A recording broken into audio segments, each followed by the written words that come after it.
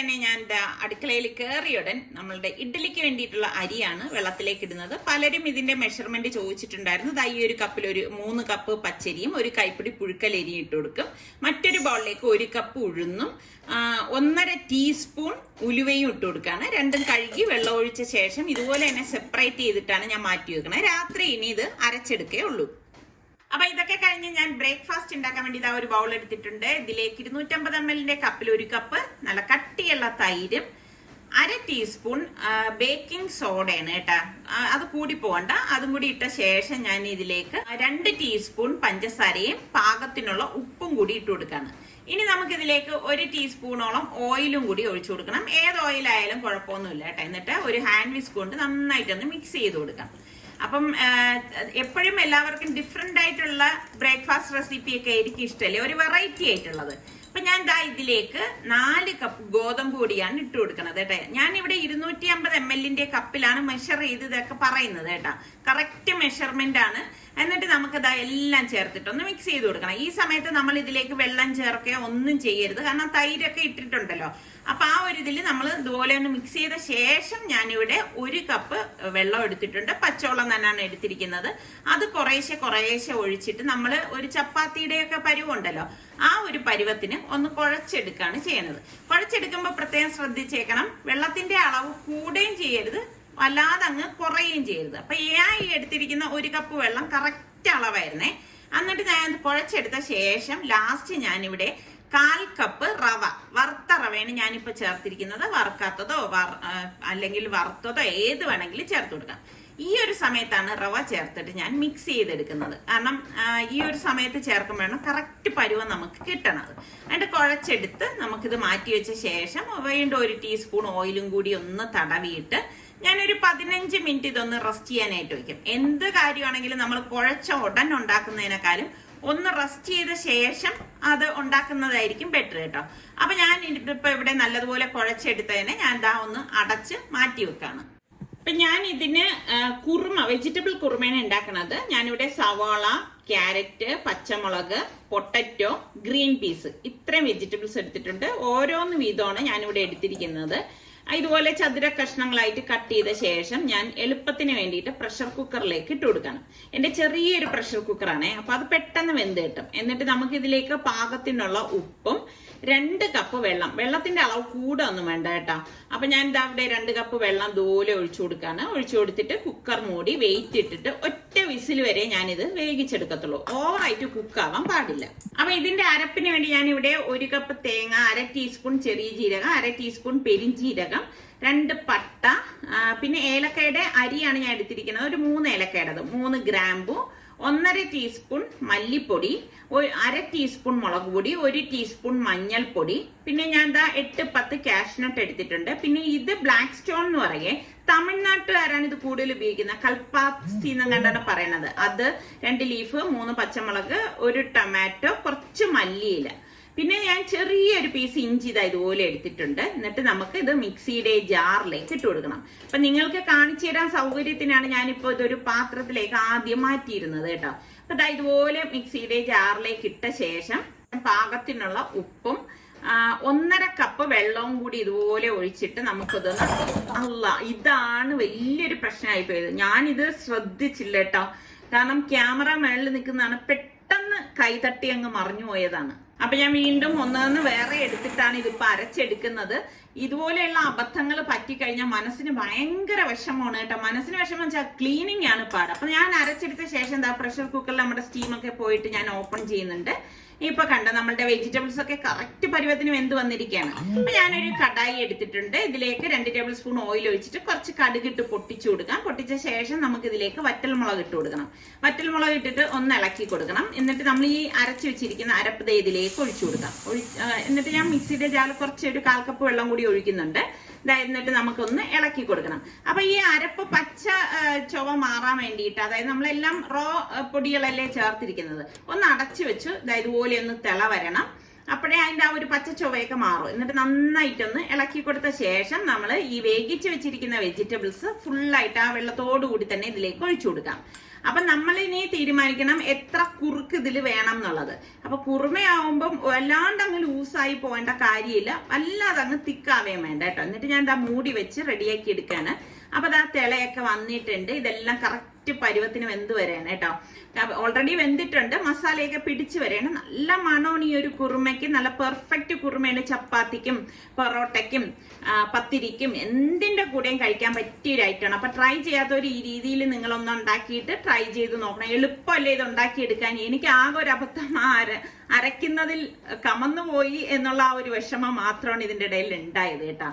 അപ്പൊ കുറുമ റെഡി ആയപ്പോഴേക്കും നമ്മുടെ ബട്ടൂരയുടെ മാവ് ഞാൻ എടുത്ത് ഇനിയാണ് ഞാൻ ബട്ടൂര തയ്യാറാക്കുന്നത്. ഞാൻ എപ്പോഴും ഇങ്ങനെയാണ്, ചൂടോടെ കഴിക്കാൻ വേണ്ടിയിട്ട് ആദ്യം കറി റെഡിയാക്കും, പിന്നെ ഞാൻ ഇതൊക്കെ തയ്യാറാക്കാറുള്ളൂ. അപ്പൊ ഇങ്ങനെ കുറേശ്ശെ മാവ് എടുത്തിട്ട് ഇനിയിപ്പോ ഞാൻ നിങ്ങൾക്ക് ശരിക്കും പറഞ്ഞു തരേണ്ട ആവശ്യമില്ലല്ലോ. ഇപ്പൊ അറിഞ്ഞുകൂടാത്തവർക്ക് വേണമെങ്കിൽ ഫോളോ ചെയ്യാന്നേ ഉള്ളൂ. മാവ് കുറച്ച് ഇതുപോലെ കൗണ്ടർ ടേബിളിലേക്ക് ഒന്ന് ഞാൻ തുടച്ചെടുത്ത ശേഷം മാവ് തൂവിയിട്ട് ഒന്ന് പരത്തിയെടുക്കണം കേട്ടോ. ഒരുപാട് തിന്നും ആവണ്ട, എന്നാൽ ഒരുപാട് അങ്ങ് തിക്കും ആവണ്ട. അതായത് ഇതുപോലെ ഒന്ന് പരത്തിയ ശേഷം ഇനി നമുക്കിത് 4ആയിട്ടൊന്ന് കട്ട് ചെയ്തെടുക്കാം. അപ്പൊ ഇതൊരു വീറ്റ് ബട്ടൂരയാണ്, അതായത് ഗോതമ്പിന്റെ ബട്ടൂര.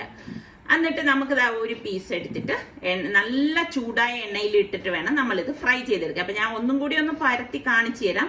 ജസ്റ്റ് ഇതുപോലെ ഒന്ന് പരത്തിയിട്ട് എളുപ്പത്തിന് വേണ്ടിയിട്ടാണ് ഞാൻ 4ആയിട്ട് കട്ട് ചെയ്തെടുക്കുന്നത് കേട്ടോ. അപ്പൊ നല്ല ചൂടായ എണ്ണയിൽ ഇതുപോലെ ഒന്ന് ഇടുമ്പം തന്നെ അത് താനെ പൊന്തി വന്നോളും കണ്ടോ. തന്നെ അതങ്ങ് മറിഞ്ഞു പോവുകയും ചെയ്യും, നമ്മൾ അതിനെ ഹെൽപ്പ് ചെയ്യൊന്നും വേണ്ട. അപ്പോ പിന്നെ നമ്മളൊന്ന് വീണ്ടും ഒന്ന് തിരിച്ചിട്ട് കൊടുത്താൽ മാത്രം മതി. തിരിയത്തില്ല കേട്ടാ ശരിക്കും പറഞ്ഞാല്. ഇങ്ങനെ അതിന് വലിയ ബുദ്ധിമുട്ടാണ്. അപ്പൊ എണ്ണയിൽ കിടന്ന് അതൊന്ന് റെഡി ആയിട്ടുണ്ട്. അപ്പൊ ഇതുപോലെ ഒരു ഗോൾഡൻ കളർ ആവുമ്പോ നമുക്കിത് എണ്ണയിൽ നിന്ന് മാറ്റാം. എണ്ണ കുടിക്കോ ഒന്നും ചെയ്യത്തില്ല. നല്ല പെർഫെക്റ്റ് ആയിട്ടുള്ള ഗോതമ്പ് ബട്ടൂരയാണ്. ഇതും നിങ്ങൾ ട്രൈ ചെയ്ത് നോക്കിയിട്ട് എനിക്ക് ഫീഡ്ബാക്ക് തരിക. ഓരോന്നും ഇതുപോലെയാണ് കേട്ടോ. ഇടുമ്പോ തന്നെ അങ്ങ് താനെ മറിഞ്ഞു പോകും. അതാണ് ഞാൻ പറയുന്നത്, റെസ്റ്റ് ചെയ്യാൻ നമ്മൾ എപ്പോഴും വെക്കണം. ഏതാണെങ്കിലും, പൂരിയാണെങ്കിലും ബട്ടൂരയാണെങ്കിലും ചപ്പാത്തി ആണെങ്കിലും എന്തിനായാലും കുഴച്ച് നമ്മളൊരു 15 മിനിറ്റ് കുറഞ്ഞത് വച്ചിരുന്ന ശേഷമേ ഇതൊക്കെ ചെയ്യാവൂ. അപ്പോഴേ കറക്റ്റ് പെർഫെക്ഷൻ കിട്ടത്തുള്ളൂ. അപ്പൊ നമ്മളുടെ ഗോതമ്പ് ബട്ടൂരയും കുറുമയും റെഡിയാണ്. നമ്മളെല്ലാവരും ബ്രേക്ക്ഫാസ്റ്റ് കഴിക്കുകയാണ്. നല്ല ടേസ്റ്റ് ആണ് കേട്ടോ. ശരിക്കും പറഞ്ഞാൽ ഇങ്ങനെ ഞാൻ കുറുമയ്ക്ക് അരയ്ക്കാനെടുത്തപ്പോ ഇങ്ങനെ മറിഞ്ഞില്ല. എനിക്കത് ഭയങ്കര ഒരു മനപ്രയാസമാണ്. കാരണം സാധനം നഷ്ടപ്പെടുന്നതിനേക്കാളൊക്കെ ഉപരി അവിടെ ക്ലീനിങ്, അതാ വലിയ ബുദ്ധിമുട്ട്. എന്റെ കയ്യിൽ നിന്ന് അങ്ങനെയൊന്നും സംഭവിക്കുന്നതല്ല, പക്ഷെ ചില സമയങ്ങളിൽ ഇങ്ങനെയാണല്ലോ.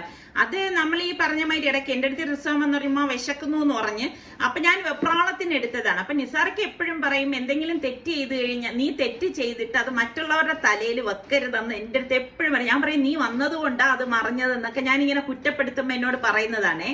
അപ്പൊ നമ്മളുടെ വീഡിയോ വരുമ്പോ ഞാൻ പറയില്ലേ, ഇപ്പൊ കുറച്ച് ഡിസ്റ്റർബൻസ് ഉണ്ട്, പണി നടക്കുകയാണെന്ന്. അപ്പൊ നമ്മുടെ വീടിന്റെ ഫ്രണ്ടിൽ, നമ്മുടെ വീട് കഴിഞ്ഞിട്ടുള്ള ഒരു 6-7 വീട്ടുകാരുടെ റോഡാണ് ഇപ്പൊ ശരിയാക്കിക്കൊണ്ടിരിക്കുന്നത്. അവരെല്ലാം കൂടി ചേർന്നിട്ട് ചെയ്യുന്നതാണ്. അപ്പം അതിന്റെ ആ ഒരു സൗണ്ടും ബഹളമൊക്കെയാണ് ഇപ്പൊ വരുന്നത്. അപ്പൊ എന്തായാലും ഈ പണി, അതിന്റെ ബാക്കി കല്ലൊക്കെയാണ് ഇതാ ഇവിടെ കൊണ്ടുവന്ന് ഇടുന്നത്. അപ്പൊ അതിന്റെ ബാക്കി പണി ഫിനിഷ് ആകുമ്പോൾ ഞാൻ നിങ്ങൾക്ക് കാണിച്ചു തരാം. അപ്പൊ ഇന്ന് ഉച്ചയ്ക്ക് നല്ല നാടൻ ലഞ്ചാണ് നിങ്ങളുമായിട്ട് ഷെയർ ചെയ്യുന്നത്. 1 കപ്പ് സാമ്പാർ പരിപ്പ്, 1/2 ടീസ്പൂൺ മഞ്ഞൾപ്പൊടി, 1/2 ടീസ്പൂൺ കായപ്പൊടി, പാകത്തിനുള്ള ഉപ്പ്, 1 കപ്പ് വെള്ളം, ഇത്രയും കൂടി ഒഴിച്ചിട്ട് കുക്കർ മൂടിയിട്ട് ഞാനൊരു 2 വിസിൽ വരെ വേവിച്ചെടുക്കും. മറ്റൊരു പാനിലേക്ക് ഞാനിവിടെ 1 ടേബിൾ സ്പൂൺ മല്ലി, 1 ടേബിൾ സ്പൂൺ ഉഴുന്ന്, 1/2 ടീസ്പൂൺ ഉലുവ, ചെറിയ ജീരകം, പിന്നെ 1/2 ടീസ്പൂൺ കടുക്, ഒരു 5-6 വറ്റൽമുളക് ഇത്ര എടുത്തിട്ടുണ്ട്. അപ്പൊ അത് നമുക്കൊന്ന് വറുത്തെടുക്കണം. അപ്പൊ പച്ചമല്ലിയാണ് ഞാനിപ്പോ ഇതിനായിട്ട് എടുത്തിരിക്കുന്നത് കേട്ടോ. ഇതുപോലെ വറുത്ത് ഒന്ന് മൂത്ത് വരുമ്പോഴേക്ക് ഞാൻ ഇതിലേക്ക് 2 ടീസ്പൂൺ കാശ്മീരി ചില്ലി പൗഡറും, ഒരു 1/2 ടീസ്പൂൺ കായപ്പൊടിയും കൂടി ഇട്ടിട്ട് ഒന്ന് റോസ്റ്റ് ചെയ്തെടുക്കുന്നുണ്ട്. അപ്പൊ അത് നല്ല ഒരു വാസന വരുന്ന സമയത്ത് ഞാനിവിടെ 1/2 കപ്പ് തേങ്ങ എടുത്തിട്ടുണ്ട്. അപ്പൊ തേങ്ങയുടെ അളവൊക്കെ നിങ്ങൾ എടുക്കുന്ന വെജിറ്റബിൾസിന്റെ കണക്കിന് ഇരിക്കും കേട്ടോ. ഒന്ന് വറുത്ത് കൊടുക്കണം. അപ്പൊ ഇതിന്റെ ആ ഒരു ഈർപ്പം മാറുന്നത് വരെ ഒന്ന് വറുത്തെടുത്താൽ മതി. ഗോൾഡൻ കളറൊന്നും ആവേണ്ട ആവശ്യമില്ല. എന്നിട്ട് അതൊന്ന് തണുത്ത ശേഷം നമുക്കിത് മിക്സിയുടെ ജാറിലേക്ക് ഇട്ടിട്ട് ഒന്ന് ക്രഷ് ചെയ്യേ പാടുള്ളൂ കേട്ടോ. വല്ലാണ്ട് അങ്ങ് അരച്ചെടുത്ത് കളയരുത്. തരിപ്പായിട്ട് ഒന്ന് ക്രഷ് ചെയ്തെടുക്കണം, ഇത്രയേ ഉള്ളൂ. എന്നിട്ട് ഞാൻ ഒരു പാൻ ചൂടാക്കാൻ വെക്കുന്നതിലേക്ക് വെളിച്ചെണ്ണയാണ് ഞാനിവിടെ 2 ടേബിൾ സ്പൂൺ ഒഴിച്ചു കൊടുത്തിരിക്കുന്നത്. ഇതിലേക്ക് നമുക്ക് കുറച്ച് കടുകിട്ടൊന്ന് പൊട്ടിച്ചു കൊടുക്കാം. ഇതോടൊപ്പം തന്നെ ഞാൻ 1 ടേബിൾ സ്പൂൺ ഉഴുന്ന് പരിപ്പുണ്ടല്ലോ അതും കുറച്ച് കറിവേപ്പിലയും കൂടി ഒന്ന് പൊട്ടിച്ചു കൊടുക്കാന്. പിന്നെ ഞാൻ ഇവിടെ ഒരു 10-20 കോവയ്ക്ക നീളത്തിൽ അരിഞ്ഞെടുത്തിട്ടുണ്ട്. നീളത്തിൽ അരിഞ്ഞെടുക്കുന്നതാണ് നല്ലത് കേട്ടോ.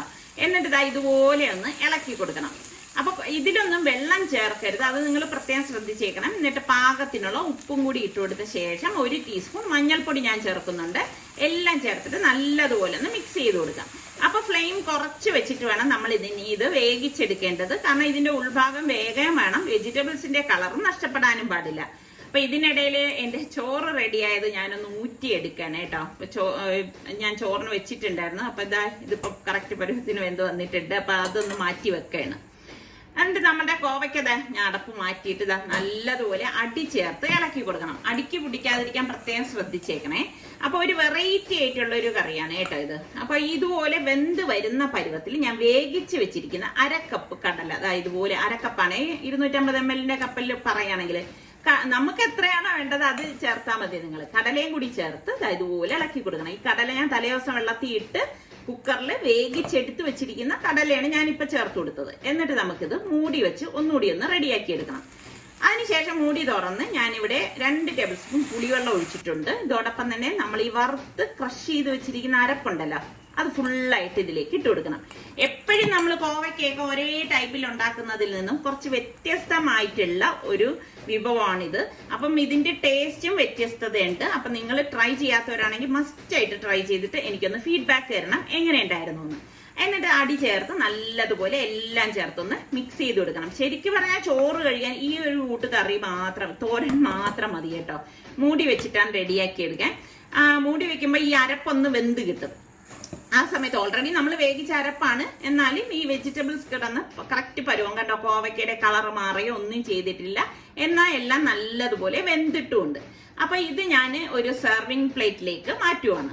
അപ്പൊ നമ്മളുടെ കോവയ്ക്കയും കടലയും ഇട്ടുള്ള സ്പെഷ്യൽ തോരൻ ഇവിടെ റെഡി ആയിട്ടുണ്ട്. അപ്പൊ നമ്മളുടെ സാമ്പാറിന്റെ പരിപ്പ് ഇവിടെ വെന്തിട്ടുണ്ട്. അപ്പൊ ഞാൻ ഇതുപോലെ സ്പൂൺ കൊണ്ടൊന്ന് ഉടച്ചു കൊടുക്കാണ്.